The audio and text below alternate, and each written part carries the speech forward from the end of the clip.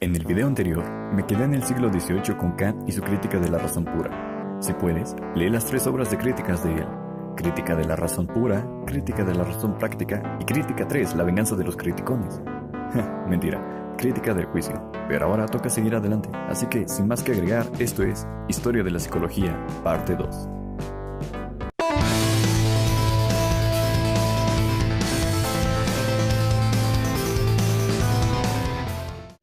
Este siglo inicia con muchas contribuciones. Después de que Immanuel Kant publicara Crítica 3, la venganza de los criticones, nos encontramos con Joseph Gall en 1808 creando la frenología. Esto es, la idea de que la conducta del humano depende de la forma del cráneo y que cierta proporción o parte de él se encarga de la motricidad y decisiones de las personas. Aunque esta teoría ya no es válida en nuestros tiempos, se le hace mención por poner el antecedente de que cada parte de la cabeza tiene una función específica. En 1811, Charles Bell hace pública su teoría de los nervios sensibles y motores, dando paso a los estudios sobre energía nerviosa. En 1826, se descubre un nuevo tratamiento contra la epilepsia utilizando bromuro. En 1831, la psicología es considerada una subrama de la psiquiatría. En 1834, Weber descubre la ley que lleva su nombre, en la cual explica que la cantidad necesaria para detectar una diferencia de intensidad en un estímulo está en proporción directa con la intensidad del estímulo original. Ejemplo, si cargas una caja de madera con 1 kilo, podrás detectar el cambio de peso si te agregan 2 kilos más.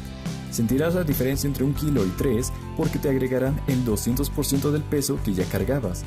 Pero en otro caso, te será más difícil detectar la diferencia si la caja pesa 20 kilos y te agregan 2, porque te estarán agregando solo el 10% del peso original. Si te agregan esa pequeña diferencia, casi no sentirás el cambio de peso. Lo mismo pasa al contrario, en los gramos. Estas son pequeñas sombras de la psicología experimental. A mediados del siglo, se inicia la experimentación psicofísica con Gustav Theodor Fechner. Marx aborda un poco sobre la conducta desde el ámbito económico y social, y en 1861 se descubre el área de Broca, responsable de la producción del lenguaje, por obviamente Paul Broca. En 1866 se empieza a describir por primera vez el síndrome de Down, pero con el nombre de idiotez mongólica.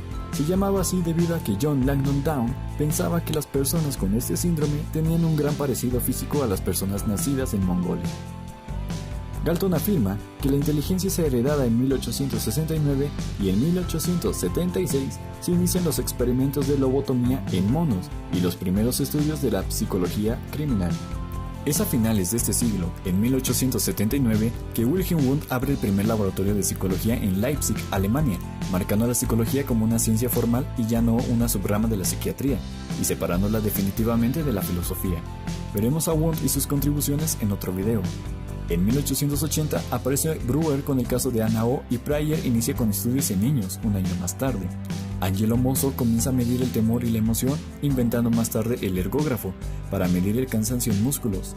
Gabriel Tarde, por su parte, establece las leyes de la imitación, con la cual menciona que aprendemos observando y practicando.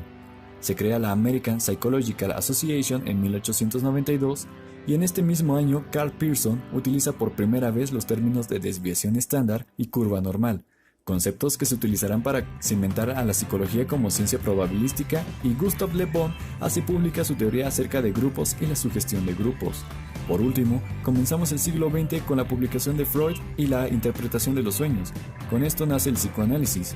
Se crean los laberintos para pruebas con animales, Pavlov empieza a experimentar con sus perros, y los matemáticos Galton, Pearson y Weldon hacen énfasis en relacionar las conductas con las matemáticas, dándole mayor rigurosidad a los experimentos y fortaleciendo la idea de la psicología como ciencia.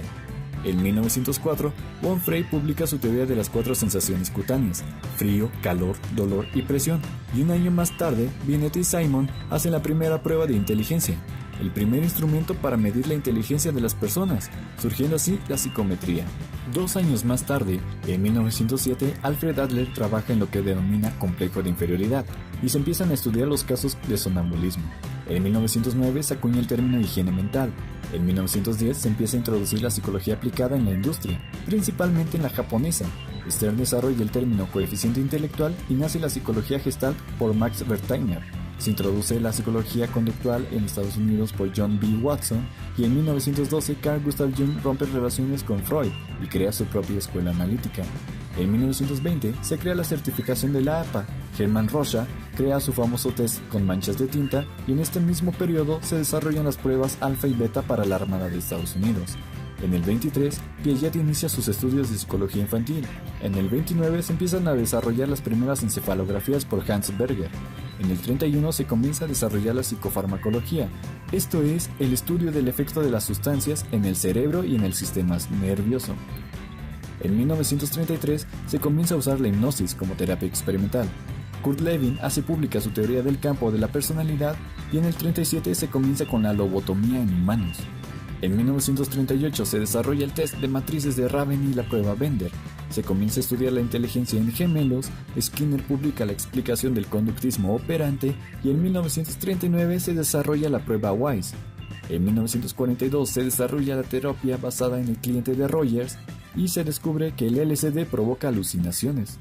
En 1943 aparece la gigante prueba de Minnesota, MMPI para los cuates. En 1945 Levin hace sus experimentos sobre tipos de liderazgo.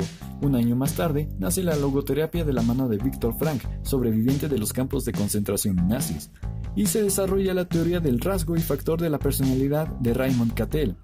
Comienzan los estudios de sexualidad por Kinsey, se adapta la escala de inteligencia WISC para niños, inician los estudios de Salomon Asch de psicología social y en 1953 Kinsey retoma los estudios de sexualidad pero ahora en mujeres.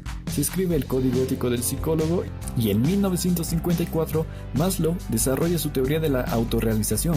En 1961, Bandura realiza el experimento de la agresividad con el muñeco Bobo. Por último, Albert Ellis desarrolla la psicoterapia racional en 1962 y Bandura comienza a desarrollar su teoría del aprendizaje social. Hasta aquí me quedaré esta vez. En el próximo video seguiremos con los últimos 50 años que faltan. Al igual que en el video anterior, te dejaré una recomendación de música en la descripción y espero hayas encontrado a la hada que se escabulló. Sin más que agregar, me despido y espero que en el libro de la vida nos esté escrito un nuevo día. Hasta luego.